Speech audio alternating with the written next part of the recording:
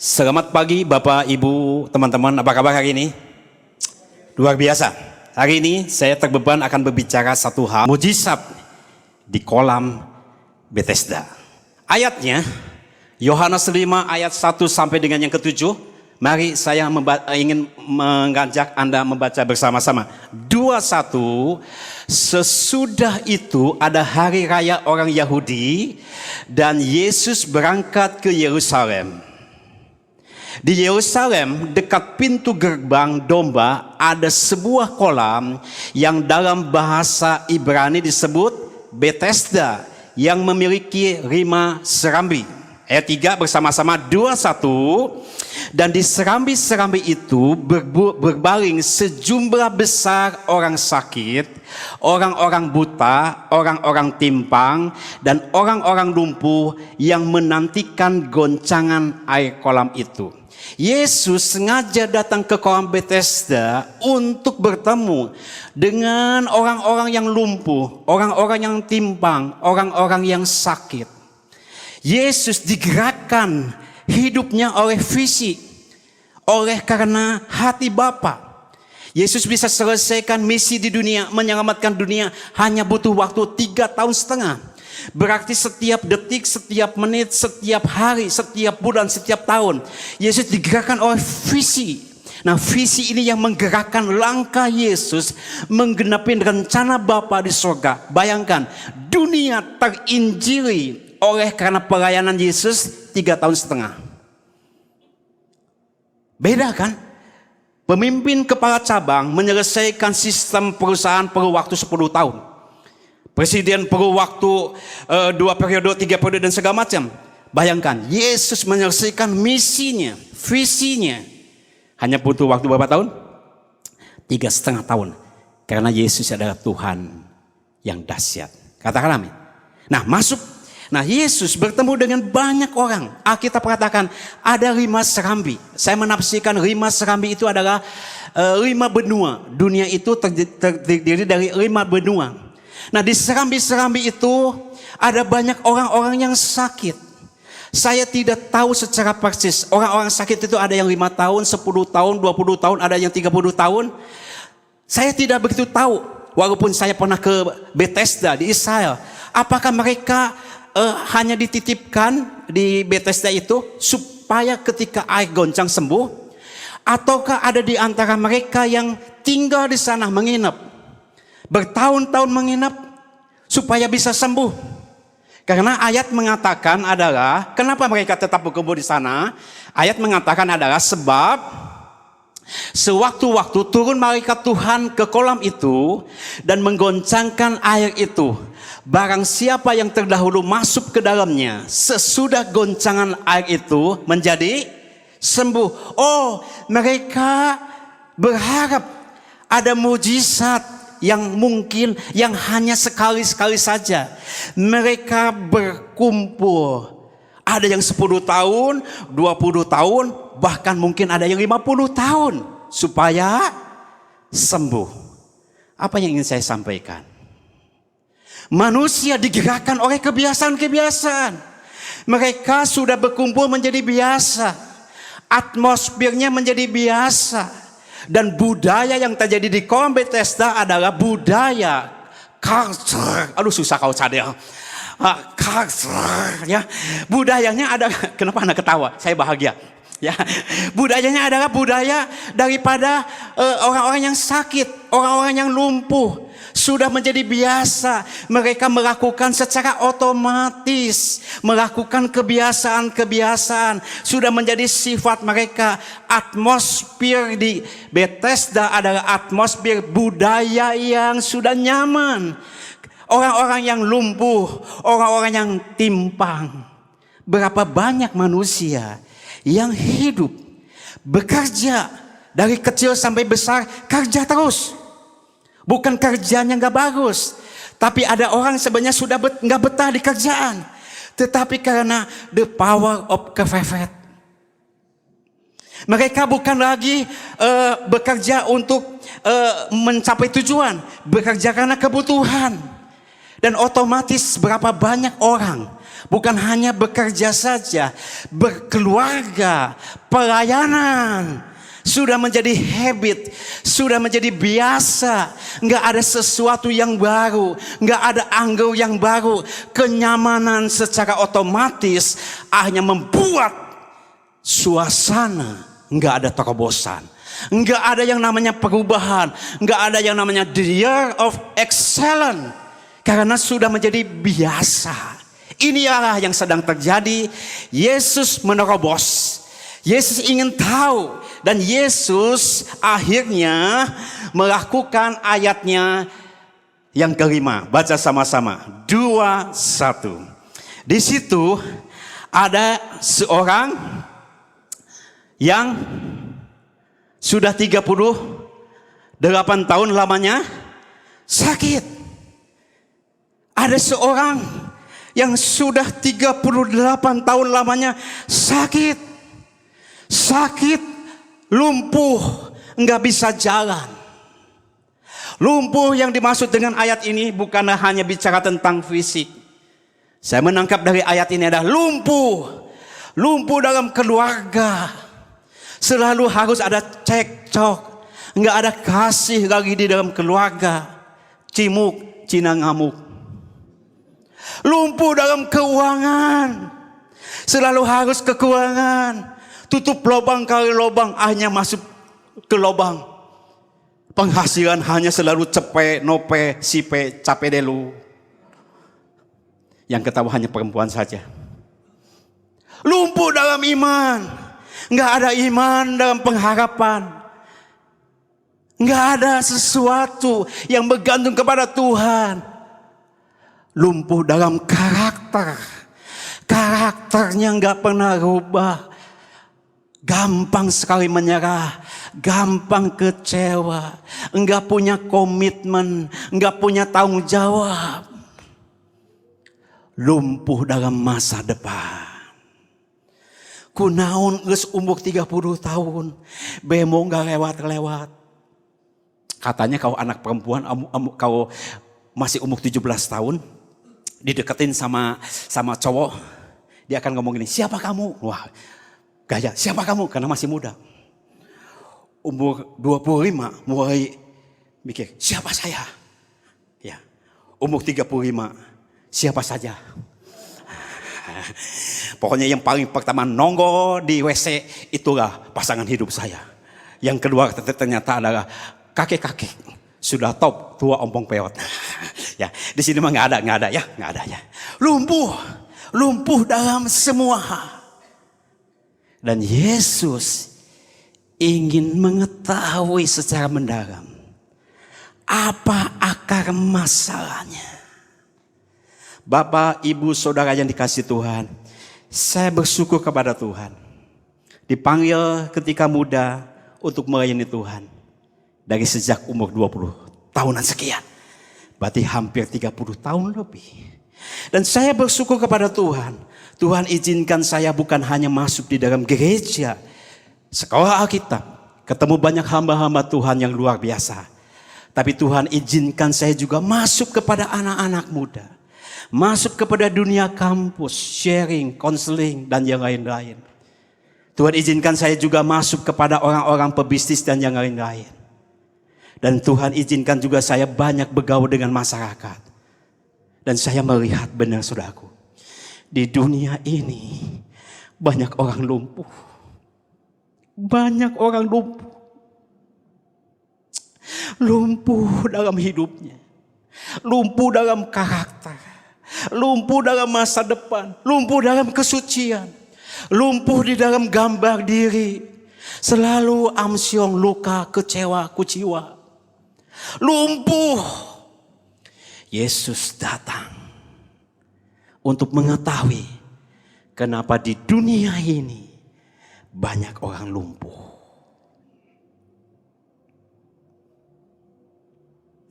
Ayat 6 menerangkan langkah Yesus selanjutnya. Baca bersama-sama. 2:1. Ketika Yesus melihat orang itu berbaring di situ. Dan karena ia tahu bahwa ia telah lama dalam keadaan itu. Berkatalah ia kepadanya. Yesus tahu sebelum dunia ada, Yesus sudah ada. Sebelum orang lumpuh ini ada lahir, Yesus sudah tahu. Yesus sudah tahu. Dan Yesus bertanya, maukah engkau sembuh? Pertanyaannya sangat mendasar. Tetapi Yesus menyampaikan dengan teknik non-directive counseling. Bertanya, the power of question. Pertanyaan yang benar akan memunculkan jawaban yang benar. Yesus penuh dengan hikmat dari Allah langsung masuk kepada esensi daripada pergumulan orang ini adalah, maukah engkau sembuh? Sederhana kan? Sangat sederhana sekali. Kalau saya tanya kepada Gaby, siapakah di samping kamu? Andrew. Kapankah mau menikah dengan Andrew? Juni, mesti yakin wani pisan. Tapi kalau saya tanya gini, Gaby, kapankah kamu mau nikah? Tapi jawaban gini, aduh Patim, bakso tahu ngeunah pisan, hauset sencimping gelo ngeunah pisan. Nah ini jawabannya ada tuladit. Tapi tadi jawabannya adalah benar. Yes. Halo brother, apakah yang kau pegang? Handphone. Cengli kan? Tapi kayak gini, apakah yang engkau pegang? Mana ya mama saya ya? Nah itu tuladit. Bapak, ibu, saudara, kenapa di dunia ini banyak orang yang tuladit? Kenapa di dunia ini banyak orang yang lumpuh? Karena tuladit. Yesus tanya apa? Maukah engkau sembuh? Jawabannya harusnya bagaimana saudara? Mau. Tapi orang ini, coba lihat saudara. Orang ini ngejawabnya apa? Coba lihat. Yuk kita baca bersama-sama. 2, 1. Jawab orang sakit itu kepadanya, Tuhan, tidak ada orang yang menurunkan aku ke dalam itu. Apabila aingnya mulai goncang, cedepek. Dan sementara aku menuju ke kolam itu, orang lain sudah turun mendahului aku. Saudara, Yesus tanya, maukah engkau sembuh? Jawaban orang ini adalah tuladit. Enggak pas dengan apa yang Yesus tanyakan. Sederhana sekali. Maukah engkau sembuh? Harusnya mau. Tapi orang ini menjawab. Kita bersyukur buat jawaban orang ini ayat 7. Dari ayat ini justru muncullah akar masalah orang ini kenapa lumpuh sangat lama. Dari ayat yang dikemukakan oleh orang lumpuh ini, kita bersyukur. Inilah 3 handicap. Dari ayat ini ada 3 handicap. Ada 3 penghambat. Ada 3 akar masalah. Kenapa manusia tidak bisa berubah? Kenapa manusia tidak bisa mengalami excellent? Kenapa manusia tidak mengalami mujizat? Dari ayat ini kita akan belajar lumpuh. 38 tahun lumpuh sangat lama. Dia sudah masuk kepada zona nyaman. Zona nyaman. Orang lumpuh ini sebenarnya sudah nyaman dalam kesakitannya. Ada orang sudah nyaman maafkan dalam kemiskinannya. Ngomongnya sih oke, saya berubah. Tapi di alam bawah sadarnya sebenarnya gini. Teu nanaon saya kieu deh sudah nyaman dalam kemiskinannya. Nyaman sudah menjadi kebiasaan. Pada mulanya kita yang mengatur kebiasaan. Lama-lama kebiasaan yang mengatur kita. Pada mulanya kita yang memegang rokok Jisamsu yang kecil. Lama-lama rokok Jisamsu yang kecil itu memegang hidup kita. Ketika jam 1 malam kita bangun dan rasanya pahit, hayang ngarokok. Maka cari-cari kemana-mana nggak ada.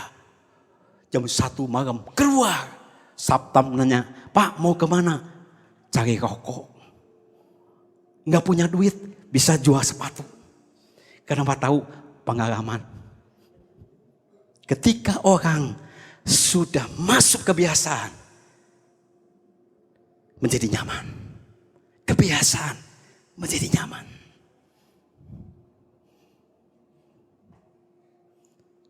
Dan orang lumpuh ini, Bapak Ibu Saudara, kata-kata ini, yuk kita baca sama-sama.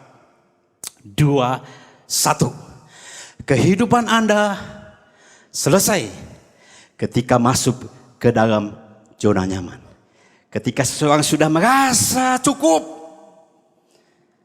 masuk dalam zona nyaman.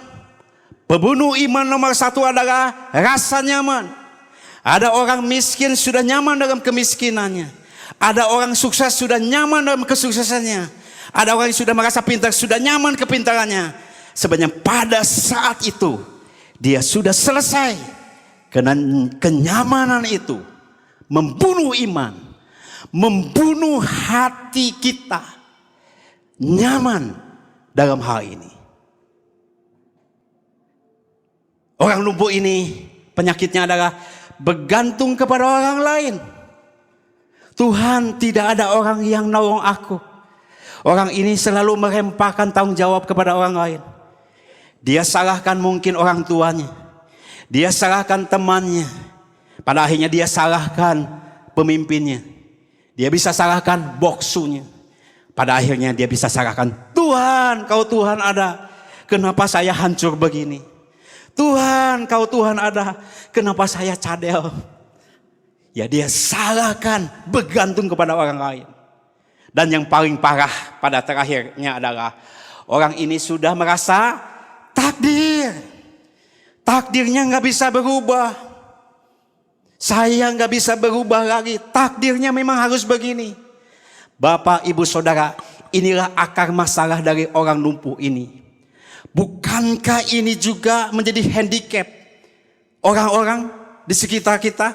Bahkan saya atau saudara. 3 penyakit ini adalah masuk di zona nyaman, bergantung kepada orang lain, dan sudah merasa takdirnya nggak berubah. Kesimpulan dari akar masalah adalah menjadi begini. Baca sama-sama 2, 1. Mengerjakan dengan cara yang sama, berulang-ulang, tetapi mengharapkan hasil yang berbeda adalah perbuatan orang gila. Mengerjakannya dengan cara yang sama, berulang-ulang, terus-menerus, tetapi mengharapkan hasil yang berbeda adalah perbuatan orang gila. Bahasa Sundanya apa? Maafkan. Bahasa Sunda apa? Gelo. Bahasa Chinese adalah sensin pinggalo siamane. Orang ini terus melakukan hal yang sama. Ada nggak di antara saudara melakukan caranya yang sama, gaya ngedidiknya sama, gaya berajarnya sama, tapi mengharapkan hasil berbeda? Ada nggak? Dari wajah sudah kelihatan. Tidak ada. Yes. Nggak ada yang ngaku. Coba tanya kiri kanan. Ari maneh kumaha? Nanya aja.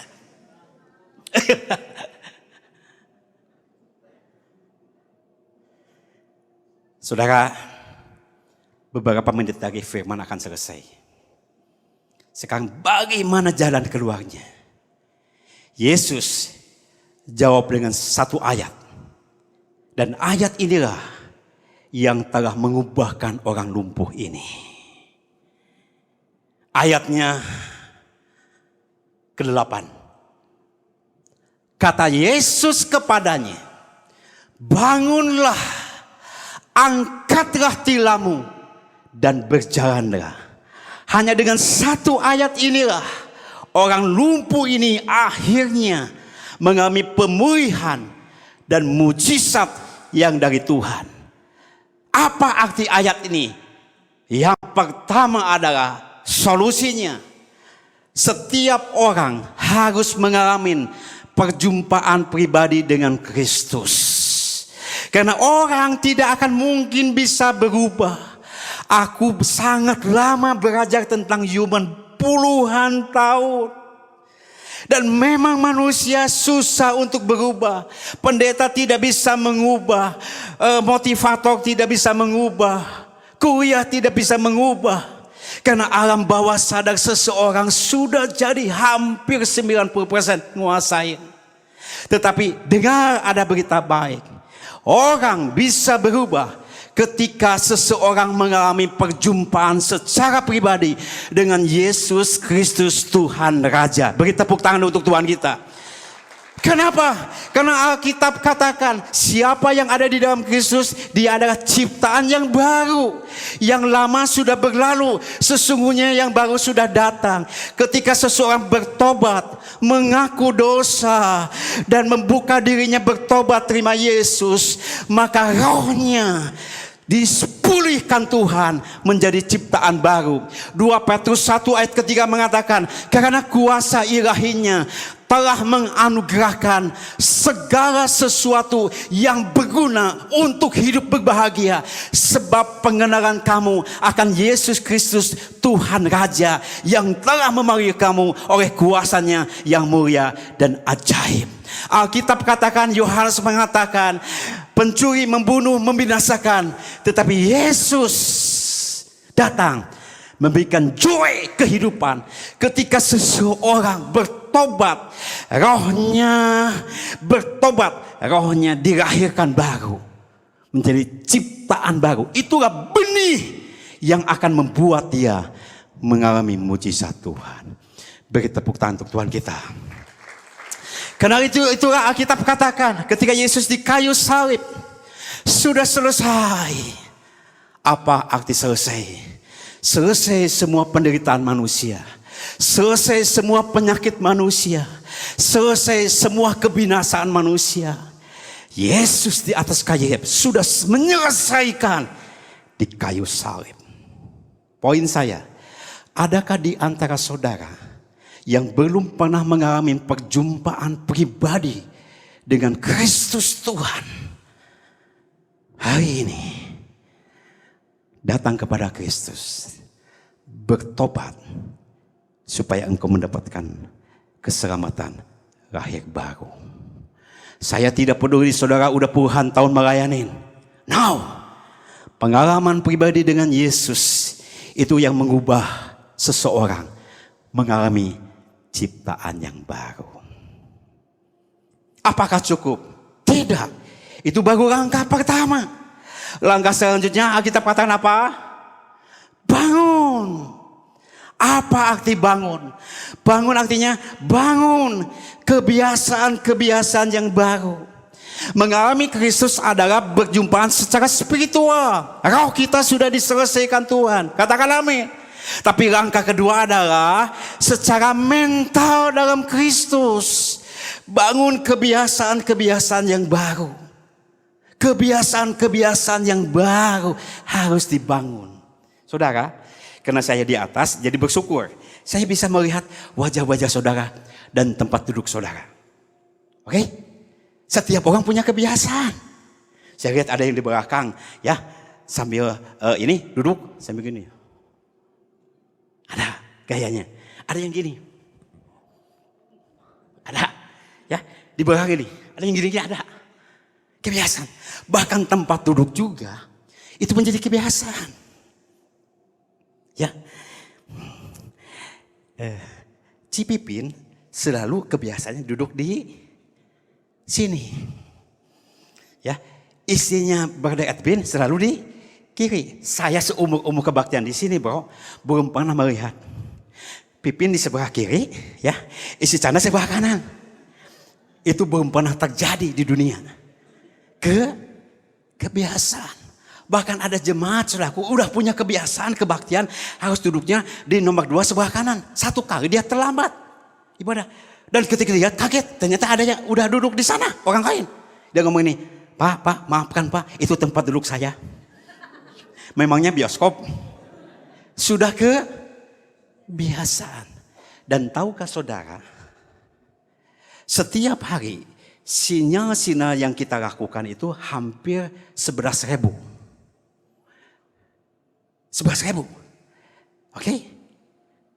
Tetapi yang digerakkan oleh alam sadar hanya 44. Artinya kita secara otomatis akan melakukan kebiasaan-kebiasaan yang sudah terpola. Contoh sikat gigi gayanya. Udah biasa sikat gigi. Sampai satu saat kata, Yen, Papa itu sudah sikat gigi atau belum ya? Sampai pohon. Apakah itu faktor usia? Gua punya tahu. Ya, termasuk juga cara duduk, cara jalan, cara makan, cara bekerja. Itu dikendalikan oleh apa teman-teman? Oleh apa? Kebiasaan. Karena itu Bapak Ibu teman-teman, ini kenyataan. Kenapa manusia susah mengubah hidupnya? Karena sudah terpola oleh kebiasaan. Alvin Toton mengatakan adalah manusia sebenarnya itu bukan susah untuk berubah. Tapi susah untuk membuang kebiasaan-kebiasaan, pola-pola lama yang sudah berkarat. Artinya gini Bapak Ibu teman-teman. Untuk mengalami perubahan, pertama adalah harus mengalami Kristus dulu. Katakan amin. Yang kedua nggak bisa dilepaskan adalah mental Kristus. Artinya apa? Bangun kebiasaan-kebiasaan baru dalam hidup saudara. Bangun kebiasaan-kebiasaan bangun pagi untuk merenungkan firman Tuhan. Bangun saudaraku. Saya melihat Bapak Ibu Saudara, orang-orang yang melakukan hal yang sama, dengan cara yang sama, sudah bisa diprediksi hidupnya. Hari gini sama, bulan begini, tahun begini, ulang tahun lagi. Sebenarnya bukan ulang tahun, hanya ulang hari. Hari yang diulang-ulang. Jadi orang-orang yang tidak merubah kebiasaan-kebiasaan menjadi kebiasaan yang baik, sudah bisa diprediksi akhirnya akan jadi apa. Karena itu Alkitab katakan apa? Bangun, katakan amin. Bangun kebiasaan yang baru. Beri tepuk tangan untuk Tuhan kita. Nah, Bapak Ibu Saudara, jangan terlalu percaya dengan orang yang bisa berubah oleh para motivator. Jangan pernah percaya ketika kita mengalami sesuatu KKR, rohnya dipulihkan Tuhan. Tetapi langkah selanjutnya adalah proses. Karena itulah Alkitab katakan, hendaklah kamu menyangkal diri, pikul salib. Itu adalah proses seumur hidup. Kalau kita tidak berubah kebiasaan kita, hidup kita nggak pernah berubah. Kalau hidup saudara ingin berubah, rubahlah kebiasaan. Rubah kebiasaan akan mengubah karakter dan mengubah masa depan. Karena manusia pada polanya adalah pikiran akan menjadi perkataan. Perkataan akan menjadi perbuatan. Perbuatan akan menjadi kebiasaan. Kebiasaan akan menjadi karakter. Karakter akan menjadi masa depan kita. Karena itu Bapak Ibu Saudara, bangun kebiasaan yang sesuai dengan firman Tuhan. Mengubah karakter, mengubah merenungkan firman, mengubah ketekunan, mengubah kebiasaan, proses seumur hidup, sangkal diri, taat kepada kehendak Tuhan. Jadi kenapa orang banyak yang gak berubah? Sedikit yang berubah. Kenapa banyak orang tidak excellent, tidak mengalami mujizat? Karena langkah bangun ini memerlukan proses komitmen, kekuatan yang dari Tuhan dan ketaatan daripada mental Kristus. Amin, amin, harus amin.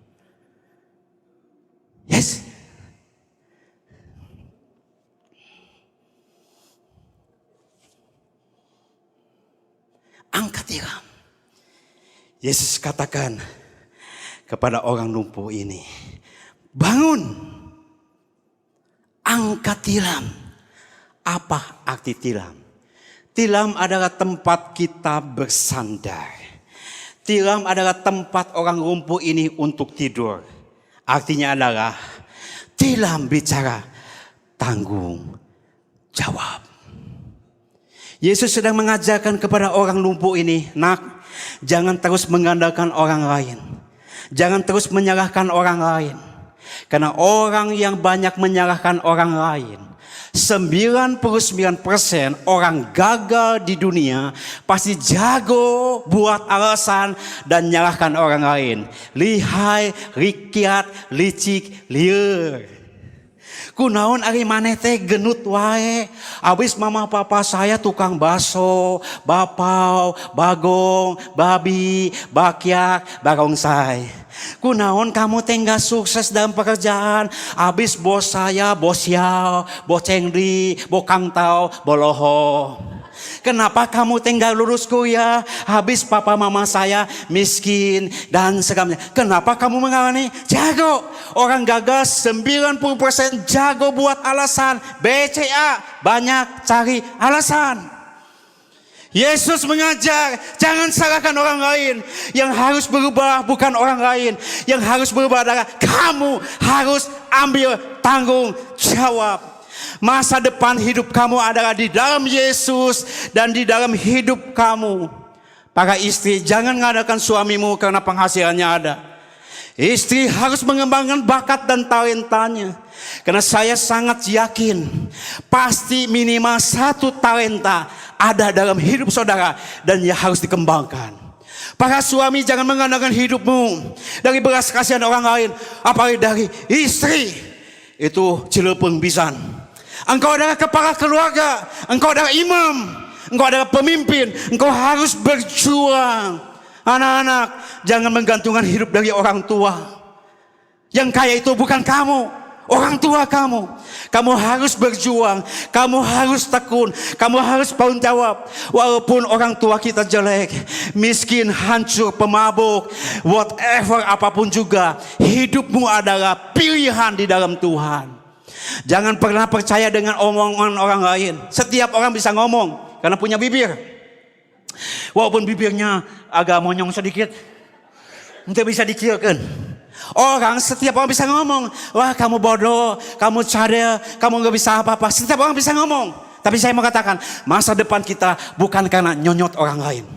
Masa depan kita bukan karena orang tua kita, walaupun kita main. Masa depan kita adalah di dalam Tuhan. Dan Tuhan ngomong gini, engkau berharga, engkau mulia, engkau dicintai Tuhan. Dan masa depanmu adalah masa depan yang gemilang. Beri tepuk tangan untuk Tuhan kita. Anak-anak muda, jangan takut. Tanggung jawab. Ini ada insight langsung muncul aja. Banyak orang kau menikah, di konseling, si suami dan calon istri dan suami seharusnya sudah mapan keuangannya. Jadi ente jadi wae kunaon kurang duit, kunaon dipakai modal. Susah ngomong ya. Akhirnya nggak jadi. Saya sarankan. Ini kayaknya nubuatan ini untuk Gaby ini katanya dan yang lain. Walaupun engkau masih di bawah, engkau sederhana. Orang tuamu hanya cepenope sipe cape. Tapi engkau sudah punya kerjaan. Engkau sudah jalin komitmen. Dan engkau menghidupi firman. Menikahlah. Kau nyebut amin. Yang sudah menikah jangan sebut amin. Menikah. Kenapa? Ketika engkau menikah. Proses. Ketika ekonomi ada di bawah. Proses gak apa-apa. Dan engkau akan banyak, Tuhan, duit banyak, ente naon. Hati kamu akan banyak menjagit sama Tuhan. Gak apa-apa, kepepet. Ketika engkau punya anak, engkau mau sekolah, kontrakan habis. Gak apa-apa. Di sana proses yang sangat kuat. Besi menajamkan besi, manusia menajamkan sesamanya. Di sanalah kita bangkit bersama-sama. Dan yang penting ini, komitmen untuk melakukan kehendak Tuhan. Siapa yang mau menikah? menikah secepatnya sebelum Yesus datang yang kedua kali.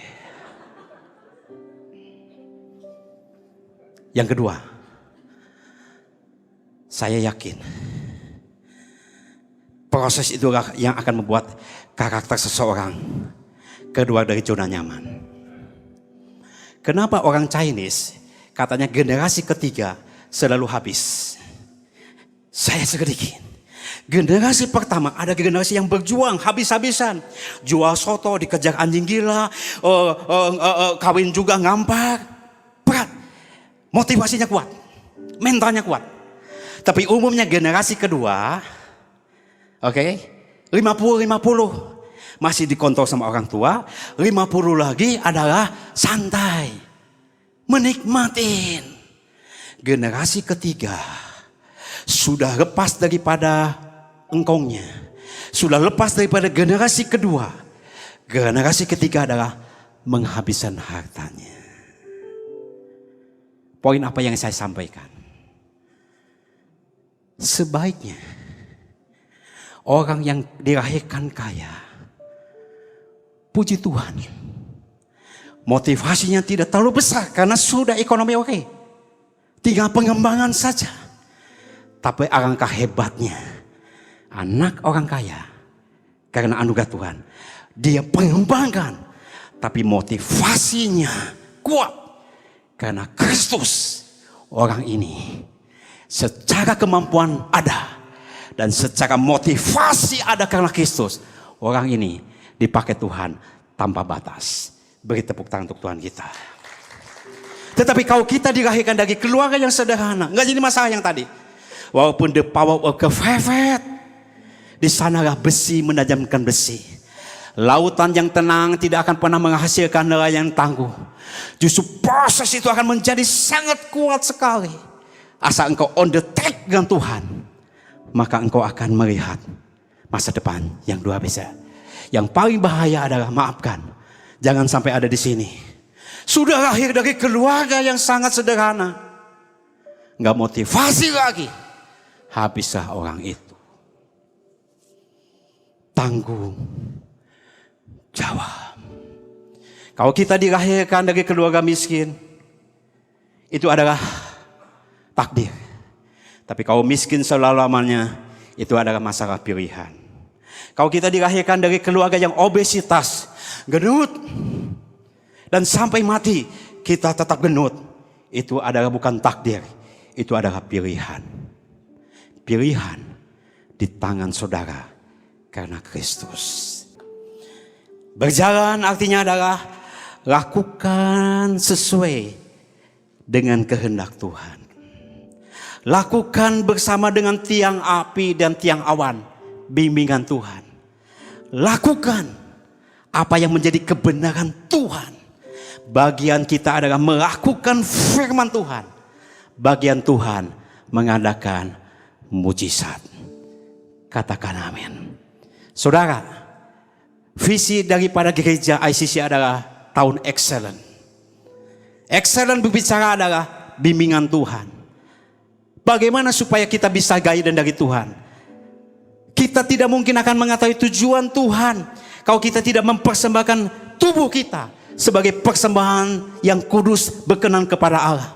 Artinya, kalau kita ingin mengetahui tujuan Tuhan, persembahkan hidup kita, tubuh kita sebagai persembahan yang hidup, maka Tuhan akan menuntun apa rencana Tuhan buat tujuan hidup saudara semua. Berjalan. Beberapa menit lagi kita akan selesai. Bapak ibu saudara, kenapa gambar ini warnanya beda-beda? Karena yang biru adalah bicara tentang spiritual, mengalami perjumpaan up dengan Kristus.